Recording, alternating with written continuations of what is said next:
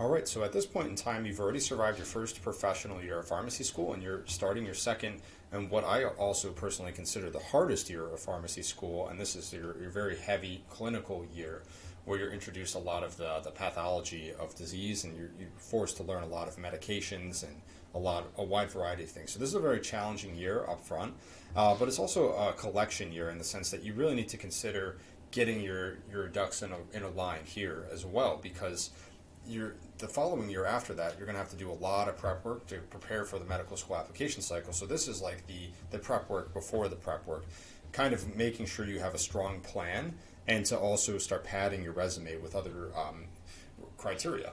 And so the first option I recommend is consider doing a medical mission trip. Now, this isn't necessary by any means, but I think it's a great way to kind of broaden your perspective on healthcare. I personally went on a medical mission trip myself, and it gave me a lot of very cool life experience. It was a very humbling experience that I really took a lot away from when I went on my mission trip, and it kind of put everything in perspective.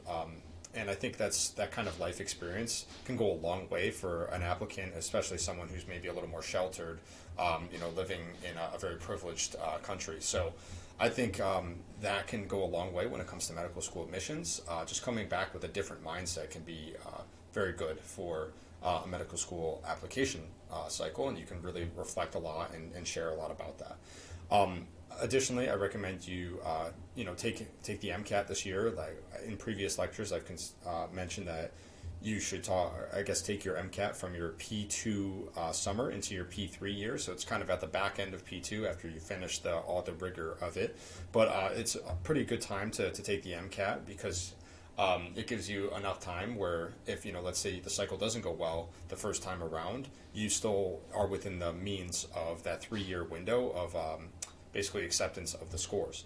So now's a good time to consider that. And like I said, it's one of the last opportunities you have to really sit down and tackle this test without having any other real responsibilities, because this is prior to obviously rotation starting. Again, continue to physician shadow and to research, to conduct research. That's pretty standard at that point in time. It's also a good opportunity to do a quick prerequisite course check. And the reason why I introduce this now is because during your P3 year, you oftentimes have access to elective credits. And so during those elective credits, it may be in your best interest to take one of these prerequisite courses that you might not have fulfilled in a previous setting. So for instance, I have down here, usually this is going to be highly specific to each medical school, but most of them follow this standard curriculum where they expect this amount of credits, as you can see in the chart there.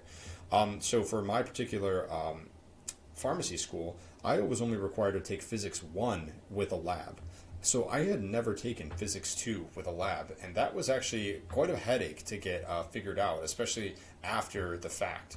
I didn't really come to the decision to apply to medical school until I was kind of already locked in with some of the electives for pharmacy school, hence the reason why I ended up having to take an additional 4-credit course outside of my university during my P3 spring while I was studying for the MCAT. So I was taking 22 credits at the time at a graduate level course, course level in pharmacy, and then studying for the MCAT.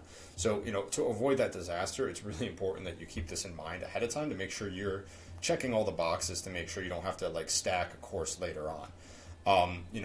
Another feature you could consider too, that's something I wasn't super aware of at the time, is that you could also take courses during your API year of rotations, even despite applying to medical school already.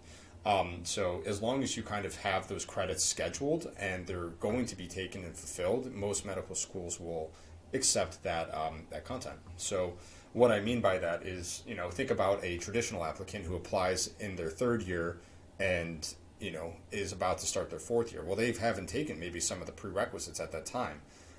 So it follows the same exact principle. So you could, theoretically take a course during your API year, but I don't recommend that just because it's a lot of extra work and you're going to be dealing with application problems, versus, traditional medical students traditional applicants don't really have to deal with all that API level responsibility. So, if you have credit or elective credits available, I recommend you consider taking some of those course titles You could also consider taking them at different universities. And the reason why I did that specifically was because, well, A, because I didn't have the elective credits because I was already signed up for something, but B, because if I had done that, I would have been paying pharmacy tuition bills. My credits would have been billed at a pharmacy tuition rate and not at a undergraduate rate. So that's going to be very school specific. So I just recommend you look into that because you can save you a couple $1,000s by taking it at a different university, credit for credit based on the classification of that credit. And with that, that concludes professional year 2.